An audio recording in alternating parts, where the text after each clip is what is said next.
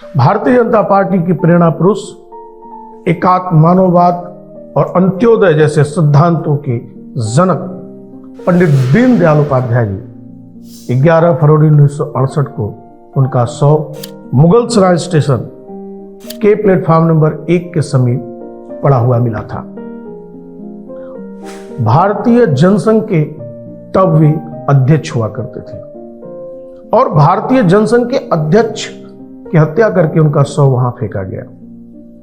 100 मिलने के बाद आज तक किसने उनकी हत्या की, क्यों हत्या की, यह आज तक स्पष्ट नहीं है। हाँ, इतना जरूर है कि सीबीआई ने कुछ लोगों को आरोपी बनाया था, लेकिन हत्या का आरोप सिद्ध नहीं कर सकी। इसलिए केवल इस मामले में एक व्यक्ति को चोरी के आरोप में जेल भेजा गया 4 महीने के। अधिक से अधिक इतना ही हुआ। लेकिन 11 फरवरी 1968 और उससे पहले 10 फरवरी के बीच क्या हुआ, आइए सिलसिलेवार हम सब जानते हैं। नमस्कार दोस्तों, मैं डॉक्टर विनय कुमार वर्मा, आपका होस्ट। आप इस समय देश दुनिया लाइव चैनल देख रहे हैं। आज हम सब पंडित दीनदयाल उपाध्याय जी के 10 फरवरी 1968 से 11 फरवरी 1968 की रात जब उनका 100 मिला, उस दरमियान और उसके बाद क्या हुआ, इसे हम सिलसिलेवार जानने की कोशिश करेंगे। 10 फरवरी 1968 को दीनदयाल जी अपनी मुंबोली बहन लता खन्ना के घर लखनऊ में थे। अगले दिन उन्हें दिल्ली 35 सदस्यीय संसदीय कमेटी की बैठक में बजट सत्र के लिए योजना बनाने के लिए भाग लेने जाना था बैठक में। लेकिन सुबह में 8 बजे बिहार के संगठन मंत्री अश्विनी कुमार का फोन आता है और उन्हें वे बुलाते हैं 11 फरवरी को पटना बैठक लेने के लिए बिहार कार्यकारिणी का। थोड़ी देर के लिए विचार करते हैं दीनदयाल जी और उसके बाद उन्होंने दिल्ली फोन लगा करके सुंदर सिंह भंडारी को फोन लगाया और उन्हें संसदीय कमेटी की बैठक में जाने को कहा और खुद पटना जाने के लिए तय कर लिए। उन्होंने सूचना दी। उनके कार्यकर्ताओं ने जल्दी जल्दी उस समय पठानकोट सियालदा एक्सप्रेस के प्रथम श्रेणी के एक कोच में उनका रिजर्वेशन कराया। उनका टिकट संख्या था 03348। ट्रेन शाम को 7 बजे लखनऊ आई। वे ट्रेन में सवार हुए। उनके ठीक सामने वाले सीट पर जियोग्राफिकल सर्वे ऑफ इंडिया के अधिकारी MP सिंह बैठे थे।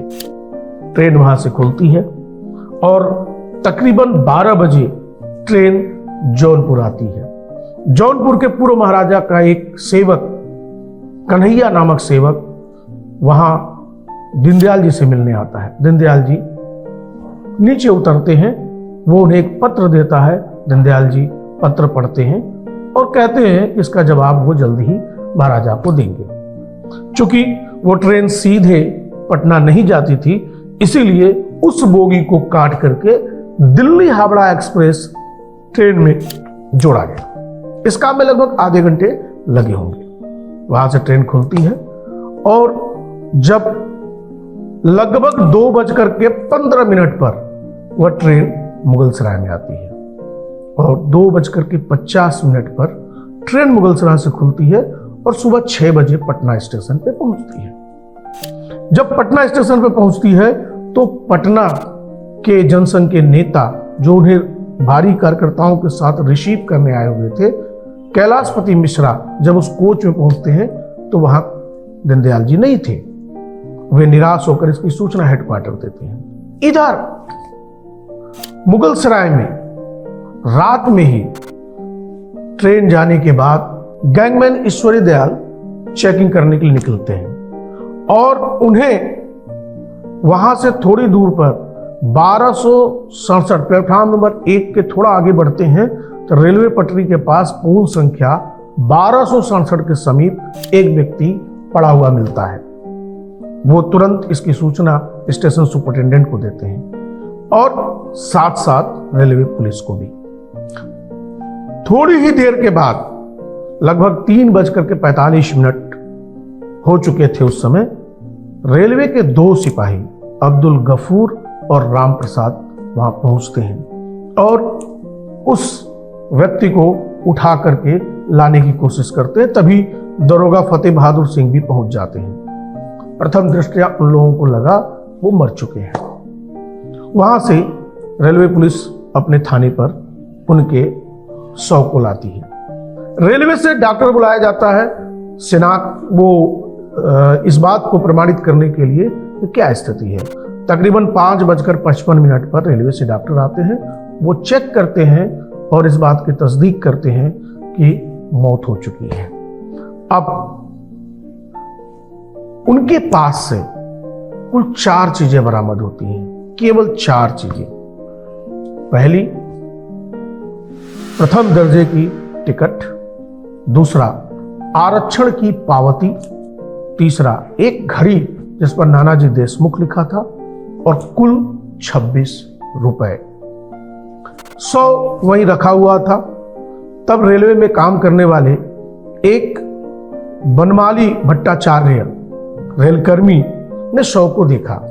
बनमाली भट्टाचार्य देखते ही पहचान गए कि कोई संघ या भारतीय जनसंघ वाले व्यक्ति हैं और उन्होंने इस बात को प्रमाणित करने के लिए तब मुगल सराय में राष्ट्रीय स्वयंसेवक संघ के नगर संघ चालक गुरबख्श कपाही को बुलाते हैं। गुरबख्श कपाही आते हैं और दीनदयाल जी को देखते ही वो फफक कर रो पड़ते हैं।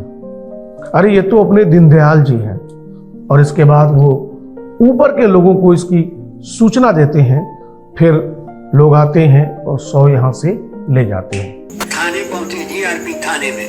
तो जीआरपी थाने के सामने स्ट्रेचर में उनका शव रखा हुआ था और शव जो है जब हमने देखा और पहचाना तो हमने कहा ये तो पंडित दीनदयाल जी हैं, भारतीय जनसंघ के प्रधान हैं और ये तो बहुत गड़बड़ हो गया है।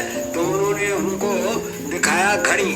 तो दीनदयाल जी ने नानाजी देशमुख की घड़ी पहन रखी थी तो उन पर नाम लिखा था नाना जी का। हमने कहा नहीं, ये दीनदयाल जी हैं। तब फिर जब दीनदयाल जी हैं तो हमने फिर सबको सूचना दी। तो वहाँ पर जो थाना है उन्होंने सूचना हमको देने नहीं दी। फिर हम जो है जहाँ पर टेलीफोन होता है वहाँ पर गए, तब जाकर सूचना मिली। इधर ट्रेन, उस दिन ही ट्रेन दिल्ली हावड़ा एक्सप्रेस 9:30 बजे के करीब जब मोकामा स्टेशन पहुंचती है तो उस बर्थ पर आगे की यात्रा करने वाले यात्री जब पहुंचे और अपना सामान नीचे रखने के लिए झुके तो वहां एक छोटी सी अटैची मिली। उन्होंने रेलवे कर्मचारियों को इसकी सूचना दी। रेलवे पुलिस ने उस अटैची को बरामद किया। फिर आरक्षण के आधार पर यह प्रमाणित किया गया कि यह दीनदयाल जी का था। 2 दिन बाद उसे वापस मुगल सराय रेलवे पुलिस के पास भेज दिया गया। अब पुलिस इसकी जांच शुरू की तो सबसे पहले दीनदयाल जी के सामने वाले बर्थ पर जियोग्राफिकल सर्वे ऑफ इंडिया के जो अधिकारी बैठे थे एमपी सिंह, उनसे पूछताछ हुई। तो उन्होंने बताया कि बनारस में जब मेरी नींद खुली थी तब मैंने देखा सीट पर दीनदयाल जी नहीं थे और मैं जब ट्रेन चल ही रही थी तो वहाँ मुगल सराय स्टेशन पर जब ट्रेन रुकी तो उस समय मैंने देखा कि एक व्यक्ति बेड वगैरह उठा करके जा रहा था। मैंने पूछा कि कहाँ गए, तो उन्होंने कहा कि बाबूजी को यहीं उतरना था, उतर गए। एमपी सिंह के उस बात को ध्यान में रखते हुए पुलिस खोज शुरू करती है और जल्दी ही वो व्यक्ति पकड़ा जाता है जिसका नाम था लालता। लालता जब पकड़ा जाता है तो उसने बताया कि राम अवध नामक व्यक्ति ने उसे ऐसा करने को कहा था। वो जो बेडरोल तकिया वगैरह वगैरह उन लोगों ने उठाया था वो 40 रुपए में किसी व्यक्ति को उन्होंने बेच दिया था। उसके थोड़े ही दिन बाद एक और बात पता चलती है कि भरत नामक एक सफाई कर्मी के पास पंडित दीनदयाल उपाध्याय का जैकेट मिलता है। उसे गिरफ्तार किया जाता है और कड़ाई से पूछताछ चल रही होती है। इसी बीच सरकार पर प्रेशर बढ़ता है और सरकार ने यह पूरा केस पुलिस से लेकर के सीबीआई को दे दिया। सीबीआई बहुत जल्द इस केस के निष्कर्ष पे पहुंचती है और राम अवध और भरत को आरोपी बनाकर कोर्ट में पेश करती है।